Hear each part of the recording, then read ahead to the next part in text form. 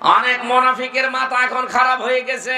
আল্লাহ বলেন দুইজনেই যখন এগ্রি হয়ে গেছে, রাজি হয়ে গেছে, আসলম একটা দল বিএনপি, এই দলে কয়েকটা ক্যান্সার তৈরি হয়েছে এখন, বিশেষ করে হারুনের বউ পাপিয়া, আর এই যে কিশোরগঞ্জের এক শয়তান ছাত্রলীগের সভাপতি ছিল আগে, হাসিনা ওরে নমিনেশন দেয়নি, এই জন্য দল পাল্টি এখন নতুন দলে যোগ দিয়ে ওইটারে মনে হয় কোত্তা কামড় দিয়েছে।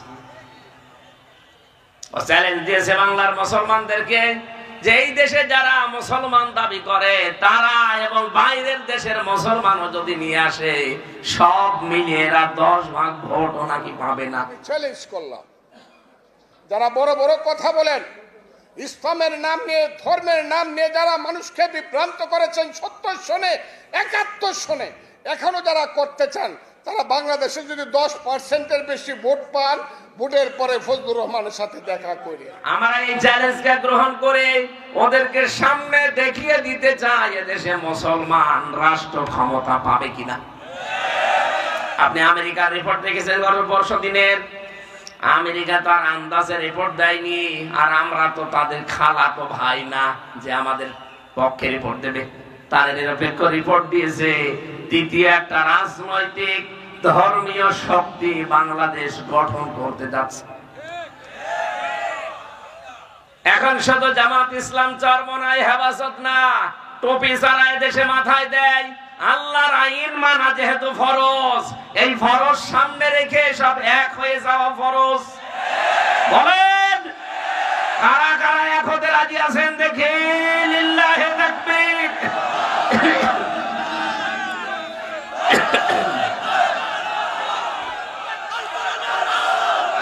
আন্দাজে হাত তুলবেন না, হাত নামান। যারা হাত তুলেছেন এরপরও যদি বেঈমানি করেন না, আপনার খবর আছে। অনেক মুনাফিকের মাথা এখন খারাপ হয়ে গেছে। কে কথা বলে না কেন? চরমনাইয়ের পীর সৈয়দ রেজাউল করিম কালকে উনি জানিয়েছে যে আমাদেরকে অনেকে বলতো এরা হাত মিলায় না, আমরা কিন্তু হাত মিলিয়ে ফেলেছি। আমরা হাত যা মিলিয়েছি আমাদের অসুবিধা নেই, কিন্তু একটা দলের মাথার উপরে ঠাঁটা পড়িস। পীর সাহেব দেখছি বুঝে ফেলেছি। সুতরাং উনি না, এদেশে যারা আমরা টুপি মাথায় দেই, যারা টুপি অন্তত মাথায় দেন না, মুসলিম দাবি করেন, তাদেরও এখন ইসমাইলের ভূমিকা পালন করা লাগবে। কালকে আমার গতকালের রাতের তাফসীর ছিল বড়ুরা কুমিল্লা, সেখানে আমি আয়াতের তাফসীর করতে গিয়ে একটা শিক্ষা তাদেরকে দিয়েছি। ফালাম্মা আসলামা ওয়া তাল্লাহু লিল জাবিন। এখানে যারা আলেম আছে তাদেরকে বলছি, আল্লাহ এখানে কিন্তু দ্বিবচন দিয়েছেন, ফালাম্মা আসলামা। কি কেন দ্বিবচন দিলেন?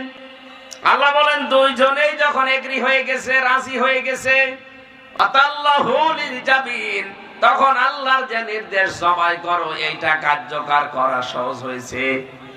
ইব্রাহিম নবী যদি বলতেন আমি সবাই করব, ইসমাইল নবী যদি বলতেন না আমি সবাই হব না, আল্লাহর এই হুকুম পালন হতো না। ইসমাইল নবী যদি বলতেন আমি সবাই হব, ইব্রাহিম যদি বলতেন না আমি সবাই হব না, বলেন তো আল্লাহর বিধান পালন হতো। দুইজনেই যখন রাজি হয়ে গেছে, আল্লাহ পাক বলেন আমার বিধানটা তখন পালন করা সহজ হয়ে গেছে। আজ বাংলাদেশের দায়িত্বে যারা আছে 1628টা চেয়ারের মানুষ বসে আছে। কত? এই 1628টা চেয়ারের মানুষকে আমরা চাই আমাদের বাবা ইব্রাহিম নবীর ভূমিকায় তাদের আসতে হবে। আর আমরা 18 কোটি জনগণ আমরা ইসমাইল নবীর ভূমিকায় গলা পর্যন্ত দিতে রাজি আছি। তাহলে আল্লাহর বিধান এই দেশে কায়েম হওয়া সহজ হবে।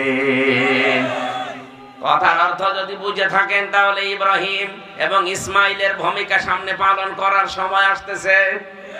আমরা চাই দেশের দায়িত্বে যারা যাবে তারা যেন ইব্রাহিম নবীর ভূমিকা পালন করে, আর আমরা যারা জনগণ থাকবো সব সময় সব অবস্থায় আল্লাহর বিধানকে পালন করার জন্য আমাদের জীবন পর্যন্ত দিতে আমরা ইসমাইলের ভূমিকায় আসব।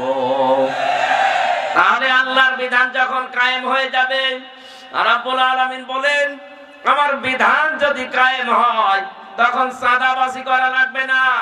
সাদাবাজি মানুষ যে কারণে করে ওই কারণগুলো তুলে ফেলবো, মানুষের কর্মসংস্থান তৈরি হবে। 36 লাখ যুবক এখন এই দেশে বেকার আছে। যত টাকা পাচার হয়েছিল একটা গণতান্ত্রিক সরকারের হাতে, জনপ্রতিনিধিদের হাতে দেশটা তুলে দেন। সামনে যেহেতু তুলে দেওয়ার সময় আসতেছে, আর তারা যদি হয় আল্লাহ ভীরু, ইসলামপন্থী, আখিরাতপন্থী, এই মানুষগুলো নিজের আখের গোছাতে চিন্তা করবে না। এরা সব বাইরের এই টাকা পাচার যেগুলো সবগুলো ফেরত নিয়ে আসতে পারবে।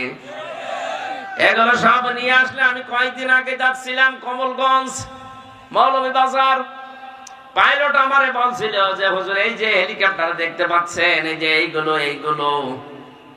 যদি আজ কর্মসংস্থান তৈরি করার জন্য জালেমরা টাকাগুলো পাচার না করে এখানে ব্যবহার করতে পারতো, তাহলে এই দেশের একটা যুবকও বেকার থাকার কথা ছিল না। এই কুমিল্লা নোয়াখালীর কত মানুষ বাইরে যে বিদেশে যে নিজেদের কর্মসংস্থানের জন্য রাস্তা ঝাড়ু দেয়, পায়খানা পরিষ্কার করে, এটা হবে না কেন? এগুলো একটাও করা লাগতো না। 36 লাখ যুবক বেকার আছে, এদের কর্মসংস্থান তৈরি হয়ে যেত। আল্লাহ রাব্বুল আলামিন তার আইন মানা যেহেতু আমাদের জন্য ফরজ করে দিয়েছেন, মা বাবার আইন মানা, আমি আবার বলছি, ফরজ না, তাদের সেবা করা ফরজ।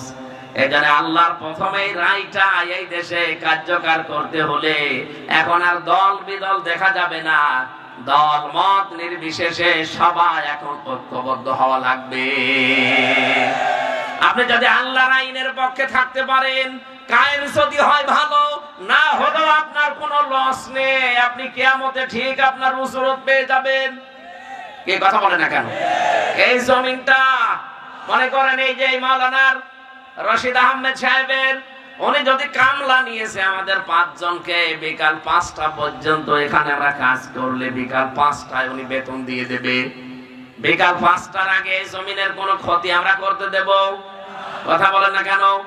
কারণ বিকাল 5টা পর্যন্ত এখানে কাজ করলেই বেতন আমরা পেয়ে যাব, আমাদের সংসার চলবে। বাংলার মুসলমানেরা বিকাল 5টা মানে জীবনের শেষ দিন। বিকাল 5টা মানে আরো জোরে, জীবনের শেষ দিন পর্যন্ত এই জমিনে আল্লাহর ইবাদত বন্দেগী আমাদের করা লাগবে, আল্লাহর আইনের পক্ষে থাকা লাগবে।